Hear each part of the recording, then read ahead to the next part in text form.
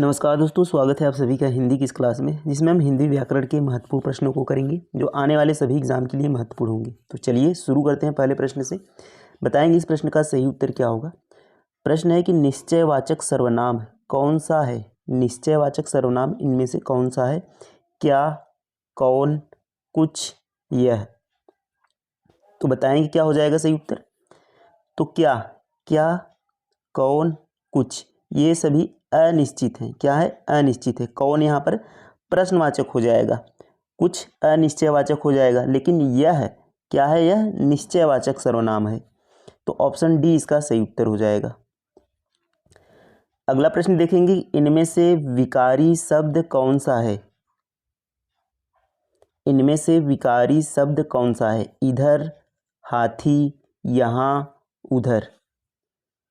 तो विकारी शब्द क्या होते हैं। विकारी शब्द होते हैं जिनमें लिंग, कारक, काल के अनुसार परिवर्तन हो जाता है, तो उन्हें हम क्या कहते हैं, विकारी कहते हैं। और जिनमें परिवर्तन नहीं होता उन्हें हम अविकारी कहते हैं।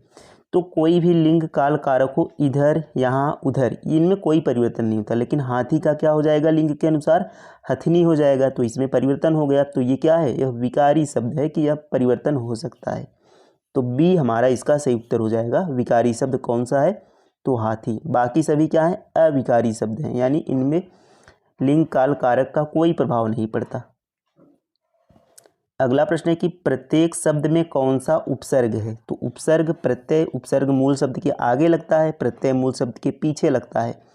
तो प्रत्येक में क्या हो जाएगा, इक हो जाएगा, प्र हो जाएगा, प्रति हो जाएगा, या एक हो जाएगा। तो क्या हो जाएगा सही उत्तर। तो ऑप्शन नंबर सी इसका करेक्ट आंसर हो जाएगा। प्रति क्या हो जाएगा इसका, प्रति धन एक। तो प्रति यहाँ पर क्या है, उपसर्ग लगा है। अगला प्रश्न है कि निम्नलिखित शब्दों में कौन स्त्रीलिंग नहीं है। तो इनमें बताएंगे कौन स्त्रीलिंग नहीं है। पूरी, रोटी, पानी, या फिर नदी। तो यहाँ पर देखेंगे पूरी। पूरी क्या है, पूरी खाई, तो ये पूरी स्त्रीलिंग है। खाई, रोटी, रोटी अच्छी है, रोटी छोटी है। पानी बह रहा है, पानी क्या है, पानी बह रहा है। नदी बह रही है, पानी गिर रहा है। तो इस तरीके से यहाँ पर देखेंगे तो पानी हमारा क्या है, पुल्लिंग है, और बाकी पूरी, रोटी, नदी, ये सभी क्या है, स्त्रीलिंग शब्द हैं। पानी क्या है हमारा, पुल्लिंग शब्द हो जाएगा। तो पूछा है स्त्रीलिंग नहीं है, तो पानी स्त्रीलिंग नहीं है, यह पुल्लिंग शब्द है। अगला प्रश्न है, को और के लिए किस कारक के चिन्ह हैं। को और के लिए संप्रदान कारक, अपादान कारक, करण कारक, या संबोधन कारक। तो संप्रदान क्या हो जाएगा, को या के लिए। तो के लिए या को संप्रदान होता है, इसमें किसी को कुछ देने के सेंस में होता है, तो ये संप्रदान कारक होता है। अपादान का कारक चिन्ह होता है से। कोई चीज़ किसी चीज़ से अलग हो तो वहाँ पर से के भाव में यहाँ पर कारक चिन्ह लगा होता है। जैसे पेड़ से पत्ते गिरते हैं। करण का होता है से या के द्वारा। से या के द्वारा, इसमें साधन का बोध होता है, जैसे बस के द्वारा, बस से, इस तरीके से इसमें होता है। तो ए यहाँ पर हमारा को और के लिए संप्रदान होगा। अगला है कि पुरुषवाचक सर्वनाम से संबंधित नहीं है। तो इनमें से कौन सा पुरुषवाचक सर्वनाम से संबंधित नहीं है। तू, कोई, मैं, या फिर हम। तो यहाँ पर देखेंगे तू सर्वनाम होता है, मैं भी है, हम भी हैं। तो यहाँ पर कोई क्या है, यह पुरुषवाचक सर्वनाम से नहीं है, यह अनिश्चयवाचक सर्वनाम है। तो बी हमारा यहाँ पर करेक्ट आंसर हो जाएगा। अगला प्रश्न है कि तीसरा शब्द में विशेषण है। तीसरा शब्द में विशेषण पूर्णांक बोधक विशेषण, आवृत्तिवाचक विशेषण, गणनावाचक विशेषण, या क्रमवाचक विशेषण। तो क्या होगा सही उत्तर। तो यहाँ पर देखेंगे तीसरा, आवृत्ति की बात करें तो जैसे पहला, दोगुना, तिगुना, चौगुना, तो ये आवृत्ति होती है। जैसे दुगुना, तो ये आवृत्ति है। गणना की बात करें जैसे 1, 2, 3, 4 ये सभी गणना में आते हैं। क्रम की बात करें तो पहला, दूसरा, तीसरा, तो यहाँ पर तीसरा दिया है यानी ये हमारा क्या है, क्रमवाचक है। तो डी हमारा इसका राइट आंसर हो जाएगा। अगला प्रश्न है कि अब पढ़ कर क्या होगा में कौन सी क्रिया है। अब पढ़ कर क्या होगा में कौन सी क्रिया है, प्रेरणार्थक, पूर्वकालिक, द्विकर्मक या संयुक्त क्रिया। तो यहाँ पर देखेंगे अब पढ़ कर क्या होगा, जब एक क्रिया पहले हो जाए उसके बाद दूसरी क्रिया हो तो पढ़ना, यानी पढ़ना पहले हो चुका है, तो एक क्रिया जब हो जाए उसके बाद दूसरी क्रिया हो तो वहाँ पर पूर्वकालिक क्रिया होती है। तो बी हमारा इसका राइट आंसर हो जाएगा, पूर्वकालिक क्रिया। अगला प्रश्न है कि नौढ़ा का संधि विच्छेद है, तो नौढ़ा का संधि विच्छेद बताना है। ऑप्शन ए, बी, सी या फिर डी। तो ऑप्शन सी यहाँ पर करेक्ट आंसर हो जाएगा, नव प्लस ऊढ़ा। तो यहाँ पर देखेंगे नव में अ आता है लास्ट में और प्लस ऊढ़ा में उ आता है, तो ये दोनों मिलकर ओ बनाते हैं। तो अ और उ मिलकर ओ बनाते हैं, तो ये कौन सी संधि होती है, ये गुण संधि में आता है। तो इसका बनेगा नव प्लस ऊढ़ा यानी नौढ़ा। अगला प्रश्न है कि योगदान में कौन सा समास है। योगदान अव्ययी भाव, तत्पुरुष, कर्मधारय, बहुव्रीहि। तो कौन सा समास हो जाएगा, तो योगदान यानी योग का दान, क्या हो जाएगा, योग का दान। तो यहाँ पर देखेंगे तो ये तत्पुरुष समास हो जाएगा, संबंध तत्पुरुष, योग का दान। तो बी यहाँ पर करेक्ट आंसर हो जाएगा, तत्पुरुष। अगला प्रश्न है कि शुद्ध वर्तनी वाला शब्द है, इसमें आपको बताना है कि शुद्ध वर्तनी, तो आजीविका लिखा गया है और इसकी शुद्ध वर्तनी बतानी है। ए, बी, सी या फिर डी। तो आजीविका में देखेंगे आ और ज पर देखेंगे तो बड़ी ई की मात्रा होती है, लेकिन व पर छोटी ई की मात्रा होती है, ये ध्यान रखेंगे, आजीविका होता है। तो ऑप्शन सी देखेंगे यहाँ पर सही उत्तर हो जाएगा, ऑप्शन नंबर सी। अगला प्रश्न है कि निम्नलिखित में से सही वाक्य है। बैल और बकरी घास चरती हैं, बैल और बकरी घास चरते हैं, बैल और बकरी घास चरता है, बैल और बकरी घास चरती है। तो यहाँ पर अगर देखेंगे तो बैल और बकरी घास चरते हैं, दो हैं, तो यहाँ पर ऑप्शन नंबर बी बनेगा बहुवचन में, बैल और बकरी घास चरते हैं। तो बी हमारा इसका करेक्ट आंसर हो जाएगा।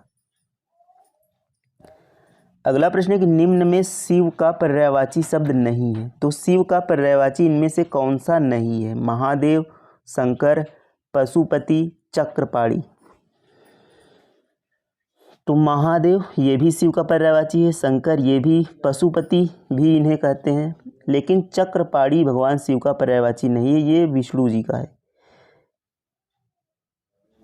तो डी हमारा यहाँ पर अलग है, यानी शिव का पर्यायवाची नहीं है।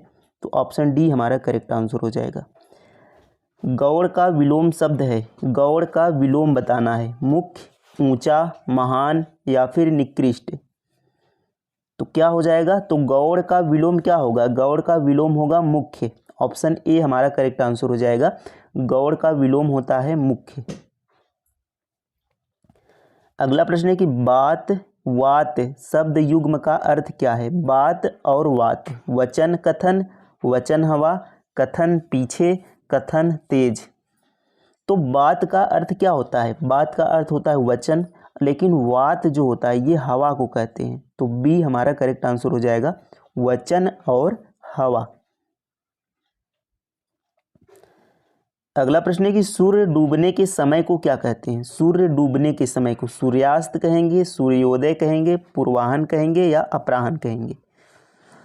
तो सूर्य डूबने के समय को हम क्या कहते हैं, सूर्यास्त कहते हैं। तो ए हमारा करेक्ट आंसर हो जाएगा, लेकिन उदय के समय को, सूर्य जब उगते हैं तो उसे हम सूर्योदय कहते हैं। तो अगला प्रश्न है कि सोना चांदी में कौन सी संज्ञा है। सोना चांदी व्यक्तिवाचक है, समूहवाचक है, जातिवाचक है या द्रव्यवाचक है। तो सोना चांदी ये क्या है, ये पदार्थ है यानी द्रव्यवाचक है। तो डी हमारा सही उत्तर हो जाएगा, द्रव्यवाचक।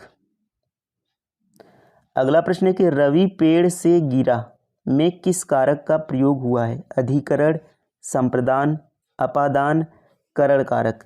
तो अभी हमने देखा था कि से ये किस में होता है? अपादान में भी होता है और अलगाव के सेंस में, जहाँ पर अलगाव हो। तो रवि पेड़ से गिरा यानी रवि पेड़ से अलग हो गया, तो ये किस में आ गया? अपादान में, क्योंकि अलगाव हो रहा है।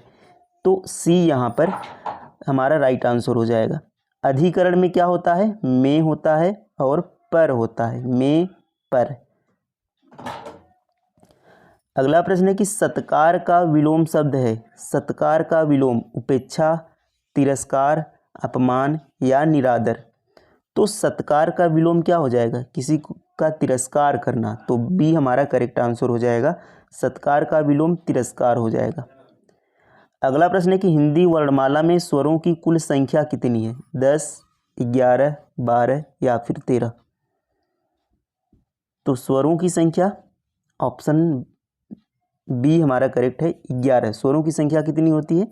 11 होती है। बी हमारा सही उत्तर हो जाएगा।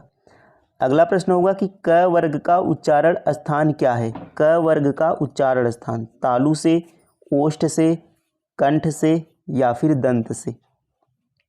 तो हमने देखा था क से क वर्ग और क से कंठ, तो सी हमारा करेक्ट आंसर हो जाएगा। क से क वर्ग, क से कंठ, तो सी करेक्ट आंसर हो जाएगा, कंठ से। अगला प्रश्न है कि यथाशक्ति शब्द में कौन सा समास है? यथाशक्ति तत्पुरुष, बहुव्रीहि, अव्ययी भाव, द्वंद्व समास। तो यथाशक्ति में क्या हो जाएगा? तो यथा यहाँ पर देखिए उपसर्ग लगा है, तो ये अव्ययी भाव में जाएगा। किस में जाएगा? अव्ययी भाव समास होते हैं। अगला प्रश्न है कि निम्नलिखित में से कौन सा शब्द तद्भव है? तो इनमें आपको तद्भव बताना है। अग्नि, सूरज, पुष्प या फिर हस्त। तो अग्नि का, ये हमारा अग्नि शब्द क्या है? तत्सम है, इसका तद्भव आग हो जाएगा। पुष्प फूल हो जाएगा तद्भव। हस्त हाथ हो जाएगा तद्भव। लेकिन सूर्य हमारा क्या है? सूरज तद्भव शब्द है और इसका तत्सम सूर्य हो जाएगा। इसका तत्सम सूर्य होगा और सूरज क्या है? तद्भव है। तो बी हमारा करेक्ट आंसर हो जाएगा, सूरज। अगला प्रश्न है कि संज्ञा के कितने मुख्य भेद होते हैं? संज्ञा के कितने मुख्य भेद होते हैं? 3, 4, 5 या फिर 6। तो क्या हो जाएगा सही उत्तर? तो संज्ञा के मुख्य भेद पूछा है, तो मुख्य रूप से 3 भेद होते हैं, ध्यान रखेंगे। और अगर मुख्य भेद ना पूछे, केवल पूछे संज्ञा के भेद, तो 5 लगाना है, लेकिन मुख्य पूछे तो 3 लगाना है, ये आपको ध्यान रखना है। अगला प्रश्न है कि वह खेल रहा है, इस वाक्य में वह क्या है? संज्ञा है, सर्वनाम है, विशेषण है या क्रिया है? तो वह खेल रहा है, तो यहाँ पर क्या हो जाएगा? वह क्या है? यह सर्वनाम है। तो बी हमारा करेक्ट आंसर हो जाएगा, सर्वनाम। अगला प्रश्न है कि घोड़ा तेज दौड़ता है, इस वाक्य में क्रिया विशेषण शब्द कौन सा है? घोड़ा तेज दौड़ता है, तो क्रिया विशेषण यानी क्रिया की जो विशेषता बताता है। क्रिया क्या है? दौड़ना, यानी दौड़ता है। कैसे दौड़ता है? तेज दौड़ता है। तो क्रिया की विशेषता कौन शब्द बता रहा है? तेज। तो तेज हमारा क्या हो जाएगा? क्रिया विशेषण हो जाएगा, ऑप्शन नंबर सी। अगला प्रश्न है निम्नलिखित में से कौन सा शब्द स्त्रीलिंग है? तो इसमें आपको स्त्रीलिंग बताना है। दही, मोती, नदी या फिर पानी। तो पानी गिर रहा है, अभी हमने देखा था। यहाँ पर देखेंगे दही और मोती दोनों पुल्लिंग शब्द होते हैं, ये ध्यान रखेंगे। दही और मोती दोनों पुल्लिंग शब्द होते हैं, लेकिन नदी यहाँ पर स्त्रीलिंग है। तो सी हमारा करेक्ट आंसर हो जाएगा, नदी। अगला प्रश्न है कि 2 अथवा 2 से अधिक शब्दों के मेल से बने नए सार्थक शब्द को क्या कहते हैं? 2 अथवा 2 से अधिक शब्दों के मेल से बने नए सार्थक शब्द को क्या कहते हैं? संधि कहेंगे, समास कहेंगे, छंद कहेंगे या अव्यय कहेंगे?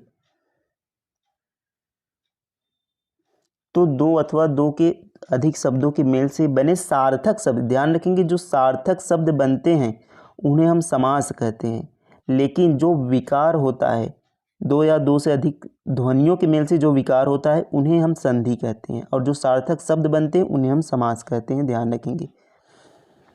अगला प्रश्न है कि राम ने रावण को मारा, यह किस वाक्य का उदाहरण है? राम ने रावण को मारा, कर्तृवाच्य है, कर्मवाच्य है, भाववाच्य है या इनमें से कोई नहीं।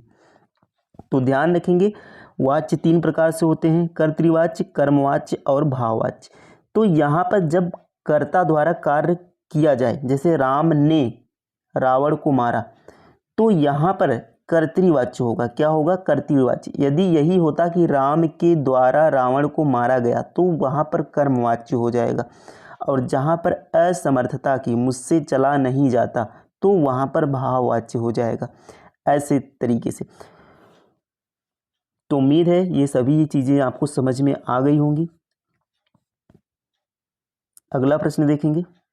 तो यहाँ पर देखिए अगला प्रश्न है कि कनक कनक ते 100 गुनी मादकता अधिकाय में कौन सा अलंकार है। तो इसमें आपको अलंकार बताना है। ये हमारा लास्ट प्रश्न है, तो इसका आंसर आपको कमेंट कर कर बताना है।